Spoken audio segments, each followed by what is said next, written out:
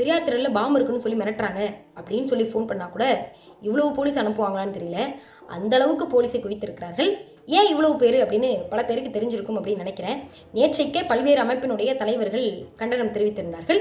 அதாவது ஜூலை 30 தொடங்கி ஆகஸ்ட் 2 வரை திராவிடர் கழகத்தின் சார்பாக நீட் மற்றும் இடபிள்யூஎஸ்ஐ எதிர்த்து நடைபெற இருந்த இருசக்கர வாகன பிரச்சார பயணத்தை நடத்தக்கூடாது அப்படின்னு சொல்லிதான் தற்போதைய தாவேக அரசு இவ்வளவு போலீஸை குவித்திருந்தார்கள். இதுல நமக்கு 2 கேள்வி இருக்கு.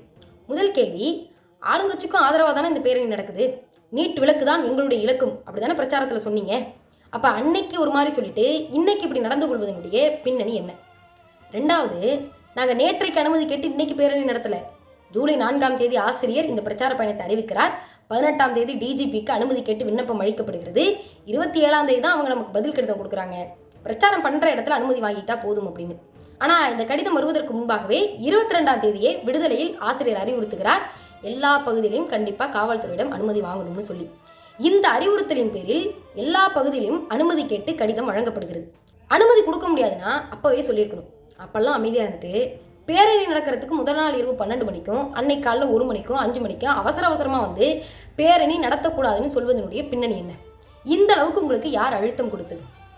யார் அழுத்தம் கொடுத்துருந்தாலும் இதுக்கு பின்னாடி யார் இருந்தாலும், ஏன் 56 இன்ச்சே இருந்தாலும் திராவிடர் கழகம் ஒருபோதும் பின்வாங்காது. ஏன்னா திராவிடர் கழகம் தேர்தலுக்கு அப்பாற்பட்டு இயங்கக்கூடிய ஒரு சமூக நல இயக்கம். நூற்றாண்டை கண்டிருக்கக்கூடிய இந்த இயக்கத்தில் இதுநாள் வரைக்கும் சட்ட வரையறையை மீறி ஒரு ஆர்ப்பாட்டம் அறிவித்த வரலாறு உண்டா? தந்தை பெரியாரில் தொடங்கி அன்னை மணியம்மையாரிலிருந்து இன்றைக்கு தமிழர் தலைவர் ஆசிரியர் வரையில் எங்கள் தலைமை எங்களுக்கு சொல்லிக் கொடுத்ததெல்லாம் கட்டுப்பாடு கட்டுப்பாடு கட்டுப்பாடு. அதனால தான் அராஜகமாக நீங்கள் அனுமதி ரத்து பண்ணப்போ கூட எந்த எதிர்வாக்குவாதமும் இல்லாமல் தோழர்கள் அப்படியே கலைந்து சென்றார்கள். உடனே திராவிடர் கழகம் பின்வாங்கிருச்சு, திராவிடர் கழகம் பிரச்சாரம் நடத்த முடியாது அப்படின்னு கொக்கரிக்கக்கூடிய ஆரிய பார்ப்பன கைக்கூலிகளுக்கு ஒன்று சொல்லணும்.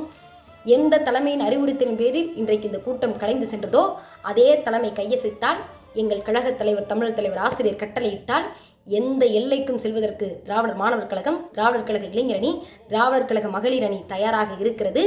இந்த நேரத்தில் தமிழ்நாடு அரசு ஒன்று தெளிவாக புரிஞ்சுக்கணும், பிரச்சாரம் நடக்க போவது உறுதி, ஆனால் அது உங்கள் அனுமதியோடு நடக்கணுமா இல்லை அனுமதியை மீறி நடக்கணுமான்னு நீங்கள் தான் முடிவு பண்ணணும். இதனை மிக தெளிவாக ஆசிரியர் அறிக்கையில் குறிப்பிட்டிருக்கிறார். நாங்கள் இதை சட்ட ரீதியாக எதிர்கொள்வோம், அப்பவும் எங்களுக்கு நீதி கிடைக்கலனா தடையை மீறி பிரச்சாரம் நடப்பது உறுதி. நம்மளை காப்பாத்தி